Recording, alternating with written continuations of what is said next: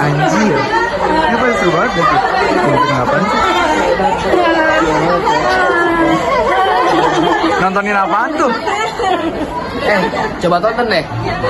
Halo guys. Jadi hari ini kita mau ke tempat bersejarah. Di mana tuh? Kita mau ke Nyimas Melati. Lebih tepatnya yang berada di Kabupaten Tangerang, khususnya Desa Bunar, Kecamatan Sukamulya. Nah, sebelum berangkat kita harus ganti baju dulu nggak sih? Soalnya biar lebih Abdul gitu ya. iya lebih keren ya. Let's go. Yuk, 1, 2, 3. Hai. Nah, lihat kita udah pada ganti baju. Udah rapi banget tuh. Udah rapi ya, lihat lihat teman-teman kita. Nah, sekarang kita udah berada di makam Nyimas Melati yang tepatnya berada di. Desa Bunar. Nah, sebelum kita lanjut ke vlog kita mau kenalin dulu nih dari diri kita. Perkenalkan, nama saya Domenjis Ramadan dari kelas 12 IPS 6. Perkenalkan, nama saya Alfat Al-Hafidh. Perkenalkan, nama saya Jubi Karisa Benjarahor. Perkenalkan, nama saya Salma Delia. Perkenalkan, nama saya Intan Aulia Muflidah Devi. Perkenalkan, nama saya Rika Amalia. Perkenalkan, nama saya Muhammad Dafarabani. Nah, mau tahu keseruannya? Stay tune terus ya guys. Bye. Nyimas Melati lahir dalam keluarga bangsawan dan merupakan keturunan Sultan Afifuddin yang ke-18. Beliau tumbuh di lingkungan yang menjunjung tinggi nilai keberanian dan ilmu bela diri. Sejak kecil, Nyimas Melati sudah diajarkan strategis perang dan kemampuan kenuragan oleh ayah Raden Kebal. Di masa itu, wilayah Tangerang dan Balaraja menjadi bagian dari sistem kolonial Belanda. Rakyat kecil hidup dalam penindasan dengan tanah-tanah mereka dirampas hasil, bumi dikuasai para tuan tanah. Melihat ketidakadilan ini, Nyimas Melati tidak tinggal diam. Perjuangan Nyimas Melati melawan Belanda. Bersama ayahnya, Raden Kabal, dan dibantu oleh Pangeran Pabuaran, Nyimas Melati memimpin gerakan perlawanan terhadap Belanda. Mereka melakukan berbagai aksi sabotase, termasuk menyerang pos-pos penjagaan dan menghalangi distribusi logistik musuh. Yang membuat Nyimas Melati unik adalah kemampuannya dalam kanuragan, sebuah ilmu bela diri yang dikaitkan dengan kekuatan spiritual. Konon, beliau bisa mengalahkan musuh tanpa harus menyentuhnya langsung, hanya dengan keris dan pedang yang menjadi senjatanya. Keberanian dan strategi jitu dari Nyimas Melati membuat Belanda semakin kewalahan. Namun, perjuangan besar mereka juga memakan banyak korban. Setelah pertempuran besar melawan Belanda, Nyimas Melati akhirnya gugur. Namun ada cerita mistis yang menyelimuti kematiannya. Jasad beliau dan Raden Kabal dikisahkan harus dibelah menjadi 4 bagian dan dimakamkan secara terpisah untuk mencegah hal buruk terjadi. Nah, hingga kini lokasi makam Nyimas Melati ini masih menjadi misteri. Ada yang meyakini bahwa beliau dimakamkan di Balaraja, ada yang menyebutkan di Pulau Panjang, dan ada juga yang percaya makamnya berada di Situ Gintung. Untuk mengenang jasanya, pemerintah di Kota Tangerang menamai beberapa tempat dengan nama Nyimas Melati. Gedung PKK Kota Tangerang diberi nama Gedung Nyimas Melati. Jalan Nyimas Melati juga diabadikan di Kecamatan Tangerang. Selain itu, kisahnya menjadi bagian penting dalam sejarah perjuangan rakyat Banten dan Tangerang. Nyimas Melati adalah bukti bahwa keberanian dan perjuangan bisa datang dari siapa saja, termasuk seorang wanita tangguh. Meski makamnya masih misteri, warisannya tetap hidup dalam sejarah Tangerang. Nah, kami ada pesan buat para penonton. Mari kita lebih mengenal sejarah lokal dan menghargai perjuangan para pahlawan. Karena tanpa mereka, kita tidak akan menikmati kemerdekaan seperti sekarang. Semoga vlog ini bisa membuka wawasan kita semua. Sampai jumpa di eksplorasi sejarah berikutnya. Assalamualaikum warahmatullahi wabarakatuh. Sekarang saya sudah berada di makam Nyimas Melati bersama Bapak penjaga dari makam Nyimas Melati. Sebelumnya boleh perkenalkan dulu Pak, namanya siapa? Assalamualaikum warahmatullahi wabarakatuh. Waalaikumsalam. Nama saya Ustaz Sartana. Ya.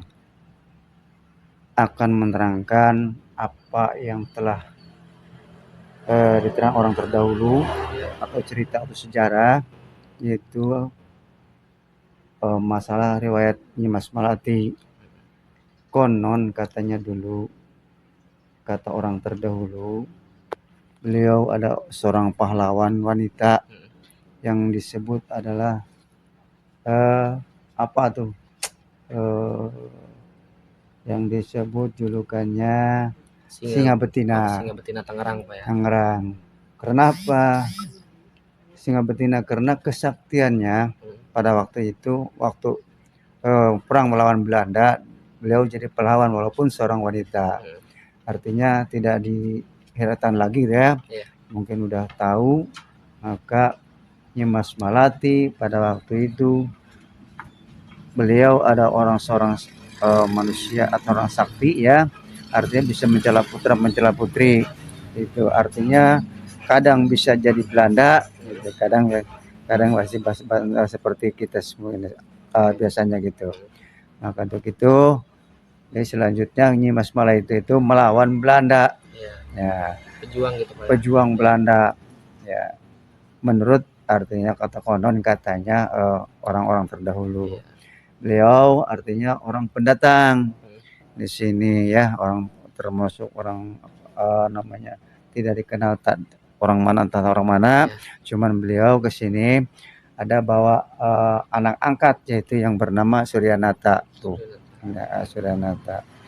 Nah, itu di sini ya, dia menetap selama sampai meninggal di sini. Itu ceritanya. Iya. Di sini saya akan memaparkan beberapa pertanyaan Pak. Iya. Jadi mohon penjelasan dan jawabannya Pak ya. Apa ya? Oke, yang pertama itu di sini menurut Bapak itu seberapa penting Nyimas Melati dalam sejarah Tangerang dan Banten? Artinya waktu itu dikenang, artinya pentingnya ya jelas, artinya kenapa dikenang, termasuk artinya orang itu termasuk emang pahlawan gitu kan. Iya. Pada masa itu. Maka sekarang artinya dikenang. Itu dikenang termasuk perjuangannya, apa yang beliau termasuk perjuangkan. Artinya alhamdulillah, jadi Belanda pada waktu itu masalah Bunar ini tempat pengelian gitu. Ya. Selanjutnya ya Pak ya. Iya. Di sini kan apakah ada mitos atau kejadian yang aneh yang dikaitkan dengan makam atau peninggalan beliau ini Pak? Dulu katanya, ini konon katanya, pada waktu itu ada orang main layangan, yang ngadu layangan. Layangan itu artinya benang itu nyangkut daripada layangan di atas itu, nyangkut, artinya kenubang. Beliau itu ada menurut orang tua terdahulu, dia ngebetulin berarti itu layangan itu ada naik dari benang. Naik dari benang berarti Dari Pak. benang. Itu ya Pak ya. Nah, selanjutnya ada apa ada bukti atau peninggalan sejarah yang terkait dengan Nyimas Melati di sekitar sini Pak? Dulu waktu itu dia kan termasuk artinya bahasa Sunda itu nyepahnya. Nyepah itu kan ada di sini tempat sirih itu kan ya. Iya. Dulu di sini ada, entah sekarang di siapa yang bawa, dulu ada di sini. Berarti ada peninggalannya. Ada peninggalannya. Justru maka sekarang yang mengurus ada cucunya. Cucu angkatnya. Itu kan anak angkat yang di sini yang dulu itu yang mengurus. Artinya makam itu dulunya kan anak angkatnya. Karena pada waktu itu itunya ini Pak, tempatnya itu kayak gubuk kayak gitu tuh. Bambu kecil ya, kecil. Cuman pakai kikis bambu gitu. Jadi selama pada waktu tahun 80-an artinya ada orang yang membangun. Ya orang luar daripada artinya keluarga ini bangun. Itu ceritanya. Itu mungkin cukup. Ya, cukup lah ya. Mungkin terima kasih Pak sudah menjelaskan secara rinci terkait dengan sejarah Nyimas Melati ini Pak. Oke, mungkin sekian sesi wawancara dari saya, kurang lebihnya mohon maaf. Wassalamualaikum warahmatullahi wabarakatuh. Waalaikumsalam.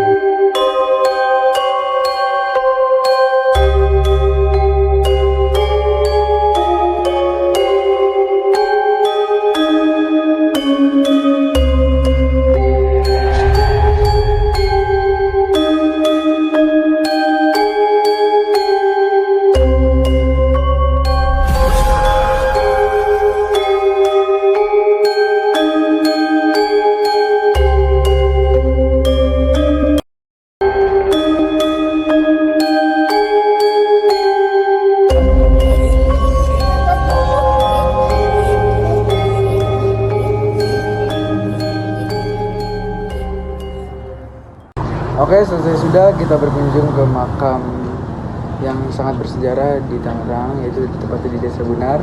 Itu makamnya Mas Melati. Thank you for watching.